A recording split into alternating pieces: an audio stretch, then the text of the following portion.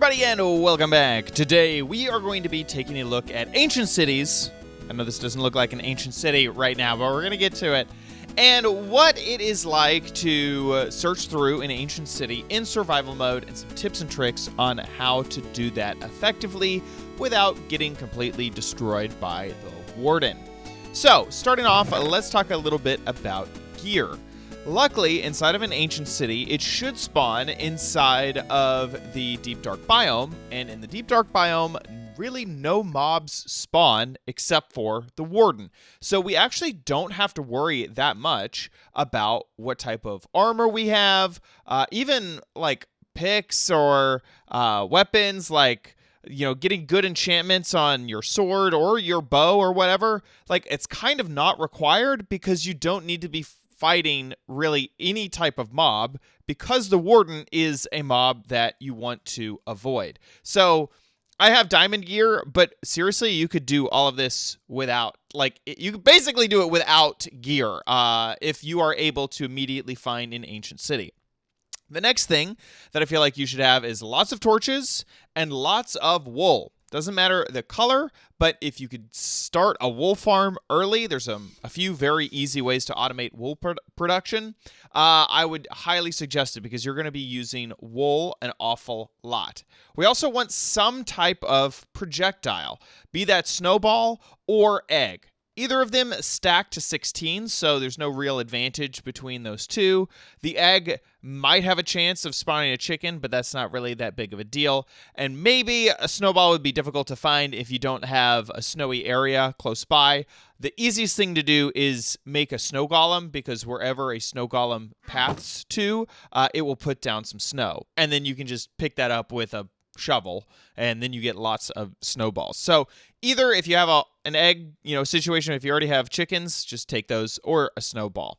And then finally, you want some food and maybe a night vision potion or two. Once again, there are no mobs that spawn underground in the ancient cities, so you really don't need to torch up to make sure that mobs aren't spawning. But I like to torch up anyway, just to know where I've been.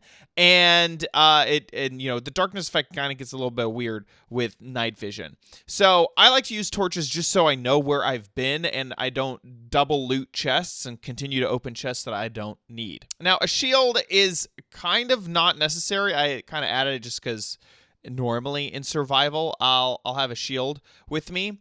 And then also you probably just want some type of block too, and if you're in normal survival, you'll probably have plenty of those.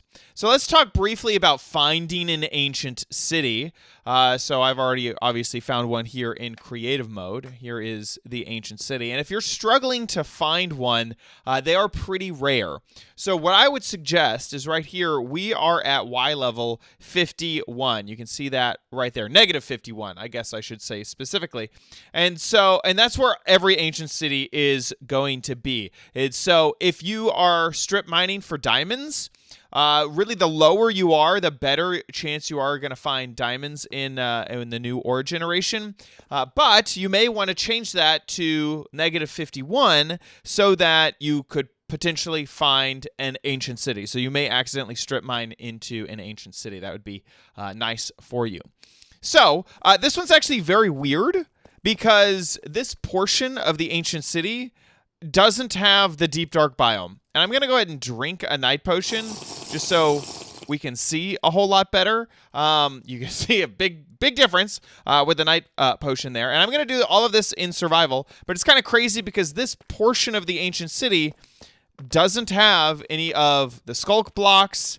It doesn't have any of the sculk sensors or sculk catalyst or sculk shriekers. So this section is actually very safe. And I can just go around and empty any of these chests that I want. Oh, one final thing, sorry, on the things that you may want is a shulker, because you're going to find an awful lot of loot. And a lot of it, like these books or these potions, they don't stack. So a shulker box would be great to have if you found one. With the Magicka commands, I'm going to give myself a shulker box. I've already found, this is insane, I've already found an enchanted golden apple. That is pretty cool. Also, when it comes to your like snowballs and eggs and whatnot, you don't really need to have those in your inventory slot, I feel like, because you'll know when the warden is coming. Quickly open up your inventory and move that to the appropriate place so that you can distract the warden. But you don't necessarily need it like in your hotbar immediately. Every single one of these structures should have some type of chest in them. There's that one right there. With this one specifically, I like to kind of do this little hop over there. You can get to it. So enough with the easy mode where we actually don't have the deep dark biome sitting around here. Let's get to what it would be if things were a little bit more difficult and we actually had the deep dark biome. And so I think that starts over here somewhere. There it is. So this first structure doesn't, so we're going to loot that. And I'm going to go ahead and clear my night vision effect just so that you can see what it would be like if you didn't have the night vision potion, if maybe you hadn't gone to the nether and gotten blaze rod yet. I could see this is a very early game situation. So we're going to head into this area, and this does have sculk stuff. So this will have the sensors and shriekers and whatnot. And I can barely see them over here. And I'm holding down shift. I'm crouching an awful lot. And what we're going to do is we are going to put down some wool. And this wool, I'm just going to cover these sculk shriekers in wool. And so that'll require 5 wool for each shrieker there. There we go, last one. And now that those shriekers are covered up, I can just put down torches like normal. All you have to do is worry about the shriekers. All these guys, you don't really have to worry about breaking them or anything like that. And now that I know that those are pulled up or covered up, I can loot like normal. I can open stuff, and I'm not worried that a warden is going to get called. And also, wool is awesome because when you put down wool, it will not accidentally send vibrations to anywhere. So while I'm trying to build and while I'm trying to set things down, I can use wool as my block to build with, and I'm not accidentally going to set off any type of shrieker or sculk sensor or whatever. And that is one shulker box already full. And there's a lot more of this place to explore. Another tip is anytime you see any of these pathways with wool, the wool will dampen your footsteps. So you can run across it like normal. I'm going to get to these stairs here. A lot of times the upper floor also has wool. I think it's been burnt away from the lava. And also know that you can jump while crouching. And that will not set off any of the sculk sensors or anything like that. Also, if things are just way, way too dark for you, remember that vibrations... well, I guess not. I was going to say, vibrations can... Okay, yeah, they can be. So they can be hidden, so they're directional, right? But it looks like that got around that block. So if I absolutely need to set down a torch, say... And I have, this sensor right here. I could make sure to set wool directly on the edge of it, and then I could put a torch right here. Now, this won't work in this situation, but I may be able to put down wool there, and then over here, and then, hopefully, I think I have my angles covered. No, it looks like I didn't. So, you can see that you can set off a chain reaction quite easily, which obviously you don't want to do. And now I have this guy here. I'm going to cover him up so that I don't accidentally trip him off, trip that again, and then, have a warden head my way. There we go. Okay, looking good. And basically, these patches will only have like 1 or 2 shriekers, but see, like right there, like I didn't realize there was some sensor over there, so I got to be careful of that. But in general, if you're like far enough away from a patch, you don't have to worry too much about setting off a shrieker. Am I here at the portal? What is this? No, this is just a walkway. Okay, it looks cool. But this is a reason that you're going to go through a lot of wool, is you want to cover every single one of these shriekers up, and that requires basically 5 wool every single time. And there are a lot of them. So there we go. Now, I think that through that gap, I may just be unlucky here. We're going to test it here. See, I have a feeling that through a diagonal gap, that will cause issues. So sometimes when they're sitting on a block like that, either try to fill this in. We got really unlucky here because there is a sensor right there, which I think if I break it... Okay, see, I broke that one, and because it was directly diagonal, I think that it was activating that. And so now I think that shrieker is completely filled, and so I'm not worried about putting down torches and keeping on exploring. And remember, if there is no sensor around the shrieker, crumbs! You don't have to worry about it, right? So if that doesn't exist, then you don't have to worry too much about the shrieker. And then also, you know, in that situation, this is the only one that can activate it. I can set wool on the sides of either that, or I could try to put wool only in those little areas right there. And then that's the only thing that could possibly activate it. So now there's wool blocking that. Because those vibration particles are so directional, you can create walls between them so that they won't set off. Okay, so eventually you will have a warden spawn. I'm not even sure. There he is up there. And the best thing is, don't freak out, man. You're good. You're good. So he's going to sniff the player out. So the name of the game is constantly move, but then also don't cause any more vibrations. Like, no more vibrations.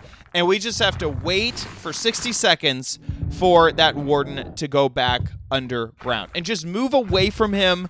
Constantly keep moving, because anytime you hear that sound, that sniffing sound, that means that the warden knows your location and is headed towards you. And I'm going to go ahead and set down that and then that so I can see a little bit better. And so we're just moving away. We move so far away that we don't have the darkness effect anymore, which is fantastic. And after 60 seconds, that warden is going to forget all about us. In the rare case that the warden is like right up on you, this is when you need to throw some type of projectile. Remember, that resets the 60-second timer. So we want to not do this that much, and it also aggravates the warden even more. And once you hit a certain amount of aggravation, that warden is locked on target, and basically you are going to die. So you don't have many times that you can toss a projectile without the warden becoming super angry and just completely focused on you, and you're unable to break that warden's concentration. So we want to use these as only like when we absolutely have to. And we're so far away, we don't have the darkness effect anymore. We are so far away that he can't even sniff us out. So when you lose that darkness effect, you're far enough away that even if the warden is doing that sniffing sound, you're good. You don't have to worry about anything. So now that he has gone, we can head back towards where we were looting and continue our run of this place. Wow.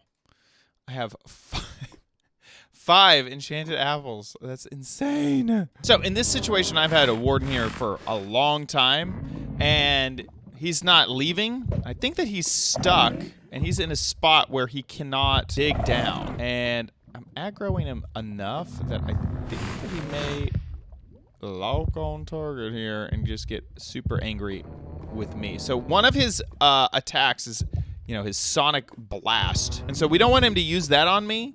But it looks like it's impossible for him to move. Can you move over there, my friend? So one thing with the snowballs is, you know, his range is actually kind of limited. So if you just are like, oh my gosh, get out of here, and you just toss a snowball like super far away, there's a good chance that he's not going to notice it. You actually kind of need it to be close enough to him for him. So you have to be kind of strategic. Like, how close am I going to throw it? But I obviously want him to move far away from me. So I want to throw it far, but I can't be too far. Otherwise, he's not going to leave. You know, or he's not going to notice it, so he's not going to head anywhere. Yeah, our warden is definitely stuck. He was not getting down, and he is in a too high area, so he can't get up either. Go over there. Go right there. Maybe I'm just going to aggro him till I die here. So you see his heartbeat is beating a lot faster. And that is a sign that he is getting more and more angry. We don't want that. That's a bad thing. So I'm just going to move away from him and hope that maybe he can figure himself out there. That'd be great. I don't think there's any other loot over in that area that I needed anyway. I have this oh, okay, no, I was going to say. I keep getting areas that don't have any, well, that was not going to work. That don't have any of the deep dark in them, which is kind of crazy. Now, there are going to be a few situations where it's kind of hard to tell what to do. Like right here, I can see that I have these chests. I don't think I've seen every single sensor around, but I don't see any shriekers at all. So I'm like, oh my gosh, there's going to be something that gets me. And that's where, you know, you kind of think, well, I got at least 3 chances. Also, after I've heard a sensor go off and a shrieker not fire because it's just not close enough, then I'm like, okay, well, I'm good. I can just go and loot all that I want. So it's hard to tell, but that's actually the portal area. So there should be a little space underneath here. There is that. We'll have some redstone stuff in it. I didn't have anything to actually open. But, uh-oh. Wow, well, we set off a shrieker. I don't actually think there's really any loot down here. Oh, and there is a warden. Let's not be in a confined, tiny space while the warden is about. One other thing to note is that standing on top of a sculk shrieker will set it off. So if I was to accidentally have stepped on it, that'll do the same thing as if... Uh-oh, he's literally right there. Okay, I cannot see a thing. Ooh, baby. Where are we? Where are we? Oh my gosh. I think that he's right on me. Okay, I had to get off of that, but I think that I put down some wool. In this situation, I may brighten the video for you guys, but, you know, I can barely see anything. Crumbs probably notified him. There he is. Oh, no. Oh, no. Holding down shift, walking away as fast as I can. So a situation like this is kind of where I want my night vision because I can't see anything. Now, I may... Okay, good. So you can set off sensors with night vision.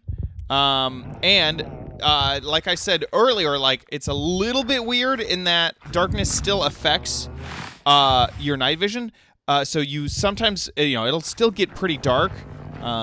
But it's way better. Like, it's way, way, way better to manage this. And I don't see any... Okay, there we go. Okay, good. He's way over there. So I can kind of run without fear. And I'm going to run over this direction. Drinking a bottle can activate sensors. And also throwing bottles on the ground. So throwing items out can also activate sensors. I think he's right over there. And so you want to be aware of that when you're drinking a potion. If you think that that will be game over for you, you know, obviously hold off on drinking the potion right then. Well, this is going to end off. I haven't looted literally everything in this ancient city, but I did want to just show you what I've got so far. And we haven't died once. We've been in survival the entire time. So we have a ton of enchanted books. Swift Sneak 3 on this one. Lots of Depth Strider. I got a Channeling 2. That's pretty neat. We got lots of Potions of Regeneration. Regeneration 2. Some Glow Berries. Enough disc fragments to make an entire new music disc. 5. We also were able to get 9 Echo Shards, which means that we can put that around a compass, which we found, to make the recovery compass. Oh, you know what? We even got more of that. I forgot to double that up. So we got 12 Echo Shards. Look at that. We got 7 enchanted golden apples, which is absurd. Oh, I missed that Lure 3 book over there. There's a lot of armor that I just left behind.